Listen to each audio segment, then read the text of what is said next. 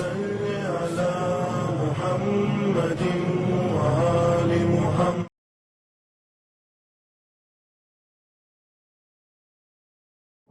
السلام علیکم ورحمۃ اللہ وبرکاتہ.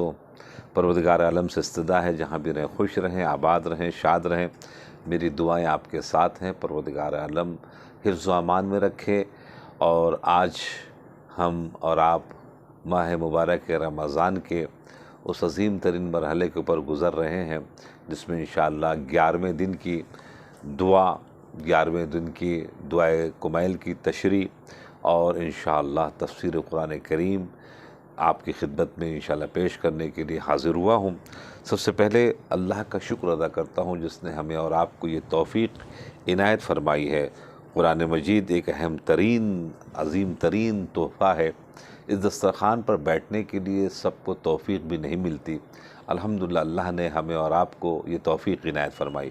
آج الحمدللہ ہم اور آپ چلیں گے جناب یوسف علیہ السلام کے نام سے جو سورہ موسوم ہوا ہے، سورہ یوسف، اس کے پڑھنے کا ثواب کیا ہے اس کے سلسلے میں تھوڑا سا لب لباب بیان کر دوں. سورہ یوسف کو قرآن مجید کا احسن القصص یعنی بہترین قصے اس کے اندر میں بیان کیے گئے ہیں. ایکسلنٹ قصے اس کے اندر بیان ہوئے ہیں. یعنی قرآن مجید وہ کتاب ہے جس کے اندر میں خزانہ بھی موجود ہے، جس کے اندر میں فصاحت بھی ہے، بلاغت بھی ہے. اس کے اندر میں ماضی کے وہ اہم داستان ہیں کہ جو پرانی قوموں نے انجام دیا، اس کا پھر اچھا کیا تو اس کا کیا صلہ ملا، برا کیا اس کا انجام ہوا. تو تمام قصوں کو قرآن مجید بتاتا ہے اور یہ سچے سب تمام قصے ہیں. اور جناب یوسف کے قصے میں یہ ہے کہ کنویں میں ڈالنا، اور اس کے بعد پھر کنویں سے باہر نکلنا، اس کے بعد عزیز مصر بننا، جناب یعقوب کا جناب یوسف کے لیے رونا. بہت کچھ اس کے اندر میں ہمارے اور آپ کے لیے درس ہے کہ جناب یوسف جو ہیں وہ چھوٹے ہیں عمر کے اعتبار سے. بعض روایت میں ہے کہ وہ 7 سال کے ہیں، مگر تب بھی ذرا سا بھی وہ نہیں ڈرے.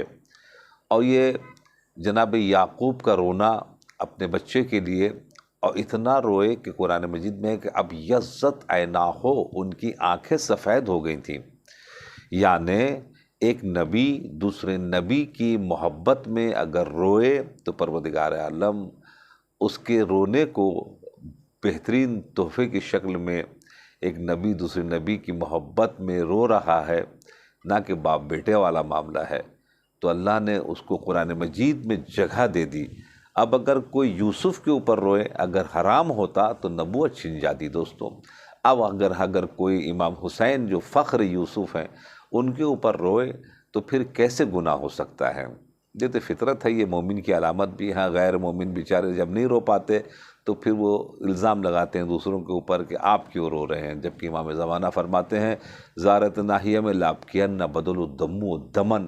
اتنا رو جد امام حسین علیہ السلام کے لیے، ہمارے جد امام حسین علیہ السلام کربلا، شہدائے کربلا کے لیے، کہ آنکھوں سے آنسو ختم ہو جائیں اور اس کی جگہ پر خون گرنے لگے. ذرا سوچیں، ذرا غور فرمائیں، ذرا فکر کریں. تو اسی سورہ یوسف میں گفتگو ہے. آئیں اب ہم اور آپ ائمہ معصومین کے زبانی ذرا سا سنیں اس کے پڑھنے کا ثواب کیا ہے، اس کے پڑھنے کا فائدہ کہ اس ماہ مبارک رمضان کی برکت سے ہمیں اپنے اس کلام مجید میں جو سورے ہیں 114، آج سورہ یوسف کو پڑھ کے سمجھتے ہیں. کہتے ہیں قال امام جعفر صادق علیہ السلام عن ابی بصیر عن ابی عبداللہ علیہ السلام قال سمعت یقول من قرأ سورہ یوسف فی کل یوم او فی کل لیلۃ بعثہ اللہ یوم القیامہ وجمالہ علی جمال یوسف علیہ السلام. امام صادق السلام ارشاد فرماتے ہیں کہ ابی بصیر سے روایت ہے، ابی بصیر کہتے ہیں کہ میں نے سنا، قال سمعتہ، میں نے سنا، یقول جس میں امام جعفر صاحب ارشاد فرما رہے ہیں من قرأ، جو قرأت کرے گا سورہ یوسف کی، فی کل یومن، چاہے وہ ہر دن کرے، او فی کل لیلۃ، چاہے ہر رات کرے، بعثہ اللہ یوم القیامہ، اللہ اس کو بلائے گا قیامت کے دن. اللہ اکبر. اس کو بلائے گا پروردگار بعثہ اللہ یوم القیامہ، اللہ اس کو بلائے گا قیامت کے دن، وجمالہ علی جمال یوسف علیہ السلام، جناب یوسف کے حسن کے ساتھ ساتھ اس کا بھی حسن جو ہے وہ محشر والوں کو نظر آئے گا۔ اب کسی کو کوئی تعریف کرتا ہے تو کہتے ہیں حسن یوسف نظر آ رہا ہے، تو یہ سب مجازی ہوتا ہے۔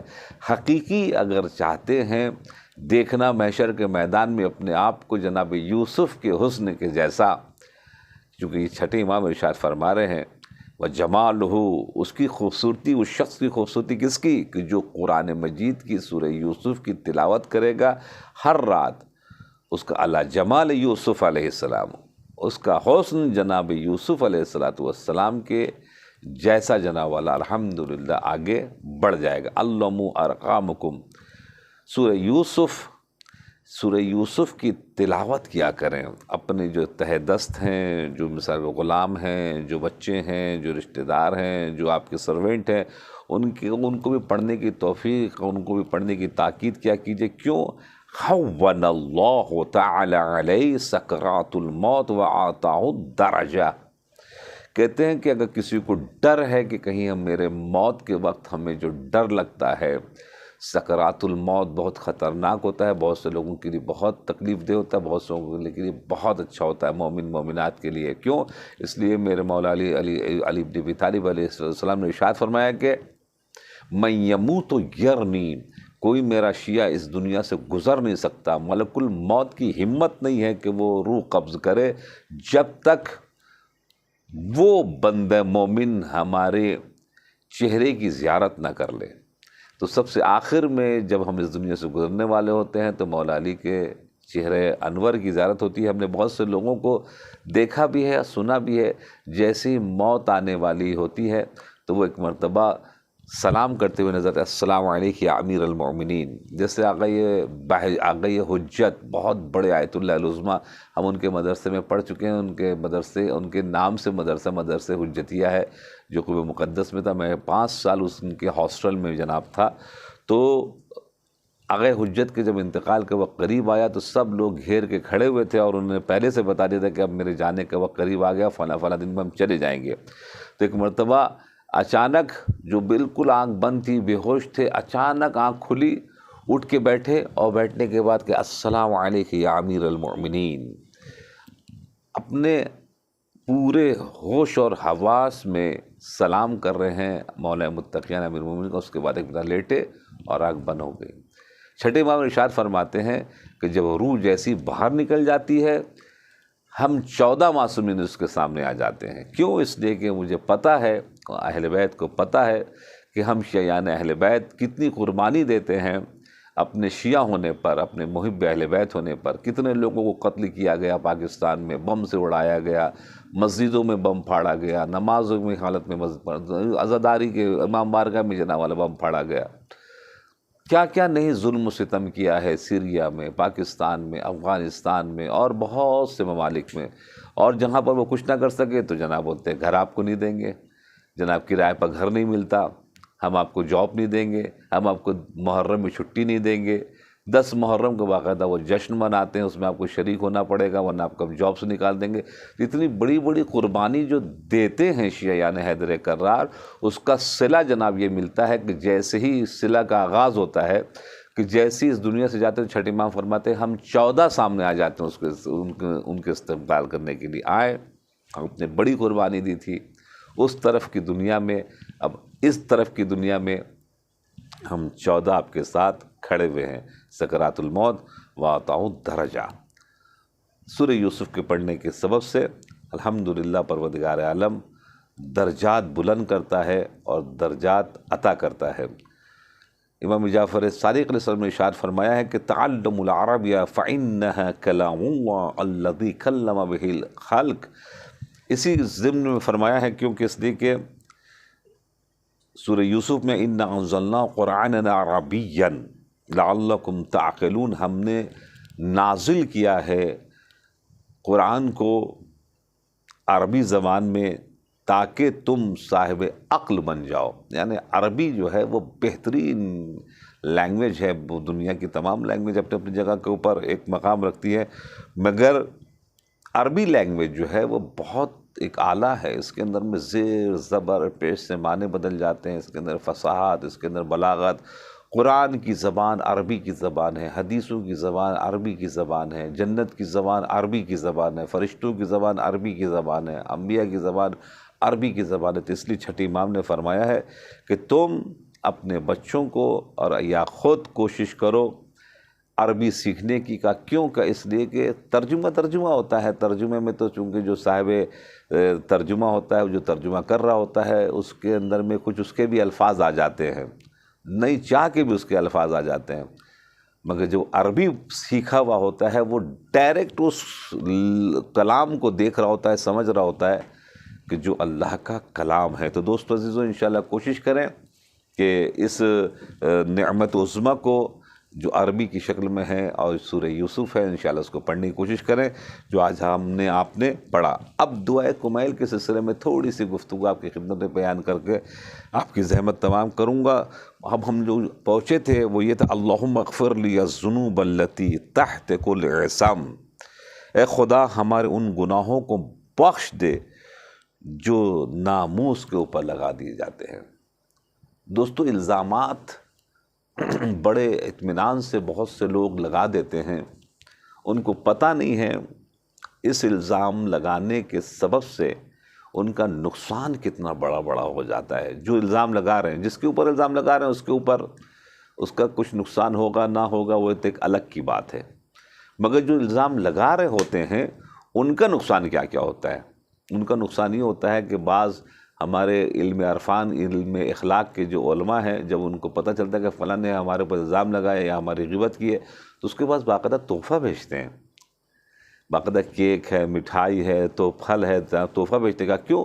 کہ اس لیے آپ نے ہم کو تحفہ دیا ہے تو ہم بھی آپ کو تحفہ دیں گے۔ تو آپ کو تو شرمندہ ہو جاتا آدمی کہ بھئی ہم نے تو ان کے اوپر الزام لگایا، کہا نہیں آپ نے میرے پر تحفہ بھیجا۔ کیا کیسے؟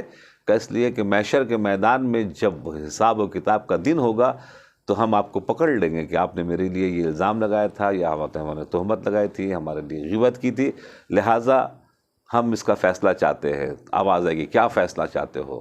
کیا چاہتے ہو اس سے؟ تو اب کرنسی تو ہے ہی نہیں وہاں پر، نہ روپیہ ہے، نہ ڈالر ہے، نہ پاؤنڈ ہے، نہ ریال ہے، تو آپ کیا کریں گے وہاں پر؟ کہا کہ ہمارے نام اعمال میں مثال کے طور پر 5 سال کے جو گناہ ہے خطرناک، ان تمام گناہوں کے ان کے یہاں منتقل کر دو، اس 5 سال میں جو انہوں نے ثواب حاصل کیا وہ ہمیں دے دو۔ تو علماء عرفان باقاعدہ تحفہ بھیجتے ہیں ان لوگوں کے لیے۔ اب کسی نے کیسا الزام لگایا، کسی کی ناموس کے اوپر الزام لگایا، کسی کی مثال کے طور کے اوپر گھر کے افراد کی خواتین کے اوپر الزام لگایا، تو ذرا سوچیں جس نے بھی الزام لگایا ہے کہ وہ، جیسے ہمارے اردو میں کہتے ہیں نا، اگر ایک انگلی کسی کے اوپر اٹھائی تو 3 انگلی آپ کی طرف اٹھے گی۔ اگر آپ نے من حفر لأخی مؤمن بئر وقع فیہ، اگر آپ نے کسی کے لیے گڈھا کھودا تو پہلے آپ خود گریں گے گڈھے میں، یہ رسول اللہ نے فرمایا ہے، اور رسول اللہ کی بات کبھی غلط نہیں ہو سکتی ہے۔ تو آپ جس کے اوپر الزام لگا رہے ہیں اس کا کچھ نہیں بگڑتا، شاید ہو سکتا ہے کچھ دیر کے لیے اس کو تکلیف ہو، یا کچھ لوگ بولیں گے ایسا بھی ہو سکتا ہے، ویسا بھی ہو سکتا ہے، ایسا کیوں ہوا، ویسا کیوں ہوا، کچھ دیر کے بعد پھر وہ کچھ دنوں کے بعد ختم ہو جاتا۔ مگر ہاں، آپ نے جو زبان سے نکالا ہے، مولا متقیان فرماتے ہیں کہ زبان سے نکلا ہوا کلام، کمان سے نکلا ہوا تیر واپس نہیں جاتا۔ تلوار کا زخم تو مدھم ہو جاتا ہے، ایک مرتبہ مرہم پٹی اور آج کل تو پلاسٹک سرجری وغیرہ کے ذریعے سے وہ ٹھیک ہو جاتا ہے۔ مولا کائنات فرماتے ہیں مگر جو زخم زبان کا لگتا ہے وہ کبھی مندمل نہیں ہوتا، وہ کبھی پر نہیں ہوتا، اس کو زخم باقی رہ جاتا ہے۔ تو کیوں ہم اپنے آپ کو نقصان میں ڈالیں؟ آگے بڑھیں، کوشش کریں جہاں تک ہو سکے اپنے آپ کو آگے لے کر آئیں۔ یہ فضول چیزوں کو کر کے سوائے اپنے وقت کو نقصان کرنا، اپنے آپ کو پیچھے کرنا، اپنے آپ کو اس دوڑ سے پیچھے کرنا جس میں دنیا میں لوگ بڑے بڑے اچیومنٹ کر رہے ہیں، اور ہم ایک دوسرے کو جنا والا جو ہے انفارچونیٹلی پیچھے دکھانے کے لیے، پیچھے کرنے کے لیے کوشش کر رہے ہیں۔ ہم نے دنیا میں بہت سے ملکوں میں سفر کیا ہے دوستوں، ہم نے دیکھا ہے وہاں پر ملک پرستی، یعنی لوگ مثال کے طور کے اوپر ایک ملک ہے جسے ہم ایک سمجھے اگانڈا، ایک ملک ہے جس کو کہتے ہیں جرمن، تو اب وہ جرمن کے لوگ بالکل جناب والا آپ کے ساتھ کھڑے نہیں ہوں گے. اگر ان کا جرمن کا کوئی آدمی اگر ہے تو وہ جرمن کے لوگ جرمن کے ساتھ کھڑے ہوں گے، آپ کے ساتھ کھڑے نہیں ہوں گے. مثال کے طور پر عرب ہے تو عرب کے ساتھ کھڑے ہوں گے. ابھی جو بہت سے جرائم کرتے ہیں عرب کے اندر میں تو وہ ان کو سزا نہیں دیتے، مگر ہاں اگر کوئی غیر عرب ذرا سا بھی جناب والا اگر نظر آ جاتا ہے تو اس کو باقاعدہ اس کے سر کے اوپر تو قلم کر تلوار مار دیتے ہیں، اس کو قید خانے میں ڈال دیتے ہیں، اس کو خطرناک طریقے سے سزا دے دیتے ہیں. تو ہر جگہ کے اوپر نظر آیا مجھے کہ وہ جناب قوم پرستی بھی موجود ہے، ملک پرستی بھی موجود ہے، زبان پرستی بھی موجود ہے. یہ ہمارے ہندوستان میں کیوں نہیں موجود ہے؟ یہاں پر ایک دوسرے کا تقریباً ساتھ دیں. اب چونکہ دنیا میں یہی ہوتا ہے تو آپ بھی تقریباً کم سے کم اپنے لوگوں کا ساتھ دیں. انفارچونیٹلی سب جگہ موجود ہے مگر یہ چیز ہندوستان میں موجود نہیں ہے. جو ہم نے اس بات کو مارک کیا ہے یہ چیز کی بہت بڑی کمی ہے. ہم بھی تقریباً اپنے لوگوں کا ساتھ دیں، اپنے گھر والوں کا ساتھ دیں، اپنے خاندان کا ساتھ دیں، اپنے ملک کے لوگوں کا ساتھ دیں. کس نے منع کیا ہے؟ مگر ہاں اللہ کے نزدیک اکرمکم عند اللہ اتقاکم، وہی سب سے زیادہ عزت دار ہے جس کا تقوی زیادہ ہے. یہ تو آپ مان کے چلیے. مگر ہاں دنیا میں جینے کے لیے ایک دوسرے کا ساتھ دیں، ایک دوسرے کا پیر نہ کھینچیں. اس کے پیر کھینچنے سے اس کا کچھ نہیں ہوتا، آپ کا کچھ رہتا نہیں ہے. تو انشاءاللہ کوشش یہ کریں کہ اپنے آپ کو انشاءاللہ ان ائمہ معصومین کے اقوال کے سائے میں ڈھالیں اس رمضان کی برکت کے سبب سے. انشاءاللہ خوش رہیں، آباد رہیں، شاد رہیں. والسلام علیکم ورحمۃ اللہ وبرکاتہ.